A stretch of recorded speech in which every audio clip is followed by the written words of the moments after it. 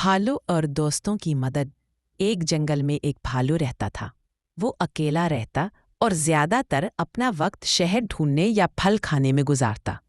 एक दिन भालू ने देखा कि एक खरगोश जाल में फंस गया है और बहुत जोर लगा रहा है मगर निकल नहीं पा रहा।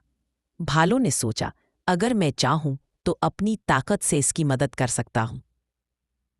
वो आगे बढ़ा और जाल को फाड़ दिया। खरगोश आजाद हो गया। खरगोश खुशी से बोला, शुक्रिया भालू भाई, आज तुमने मेरी जान बचाई। कुछ दिन बाद भालू खुद मुश्किल में फंस गया। वो एक गड्ढे में गिर गया और ऊपर नहीं चढ़ पा रहा था। वो घबरा गया। इतने में खरगोश दूसरे जानवरों को लेकर आया। सबने मिलकर लकड़ियां डाली और भालू को बाहर निकाल लिया। भालू बहुत खुश हुआ और बोला, आज मुझे समझ आया कि दूसरों की मदद करने वाला कभी अकेला नहीं रहता। दोस्तों की मदद करना सबसे बड़ी नेकी है।